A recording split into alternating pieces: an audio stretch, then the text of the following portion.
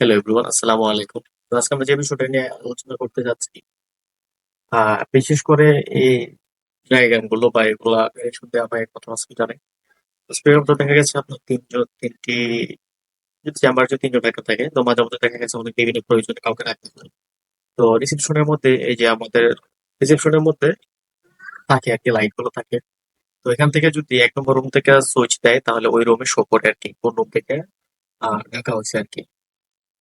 তো এই যে দেখতে পাচ্ছেন আমরা এখানে কাঁচামাল হিসেবে ব্যবহার করছি। এখানে আছে হচ্ছে গিয়ে আমাদের, দেখতে পাচ্ছেন একটা কলিং বেল। এখানে আছে সেটা ইনকেন্ডেশন লাইট, তিনটি লাইট নিছি আমরা। এই যে তিনটি লাইট নেওয়া হয়েছে আর কি। তো আর আমাদের কন্ট্রোলিং হিসেবে নিছি পোস্ট সুইচ নেওয়া হয়েছে। পোস্ট সুইচ আবার তিনটি পোস্ট সুইচ আমরা নিছি। তো আজকে দেখাবো আপনাদের এই কানেকশনটা। এখান দিয়ে আমরা ফেজ ফেজ দিছি, ফেজ আমরা ইনপুট দিছি আর কি। ইনপুট দিয়ে সুইচের মাধ্যমে আমরা সরাসরি তিনোটা লাইটে, দেখতে পাচ্ছেন তিনোটা লাইটে আমরা ইন দিছি।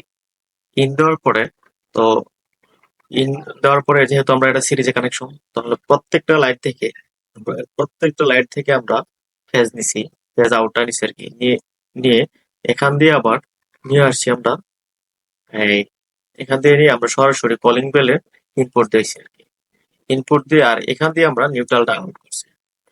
নিউট্রাল আউট করার মাধ্যমে এখানে আমরা এই যে দুইটা পাইলাম, এই যে নিউট্রাল পাইলাম আর ফেজ পাইলাম।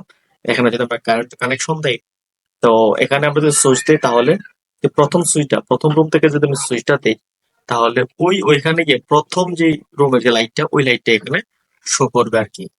আর যদি আমরা দ্বিতীয় রুমের সুইচটা দিই, তাহলে ওই যে ওইখানে গিয়ে দ্বিতীয় রুমের লাইটটা জ্বলবে এবং কলিং বেলটা বাজবে। আর যদি দেখা গেছে আমরা তৃতীয় রুমের সুইচটা দিই, তাহলে তৃতীয় রুমের সুইচটা দিলে অবশ্যই ওই তৃতীয় রুমের যে লাইটটা ছিল, ওই লাইটটা ওইখানে জ্বলবে এবং কলিং বেল অন হবে। তো তখন সহজে বুঝতে পারা যায় যে কোন রুম থেকে ডাক দেওয়া হয়েছে, ডাক্তার অথবা অন্য কেউ কেউ যদি ডাক দিয়ে থাকে আর কি। তখনই বোঝা যাচ্ছে কোন রুম থেকে ওইটা ডাক দেওয়া হয়েছে। এই ছিল আজকের ভিডিও। তো সকলে সুস্থ থাকুন, ভালো থাকুন। আসসালামু আলাইকুম।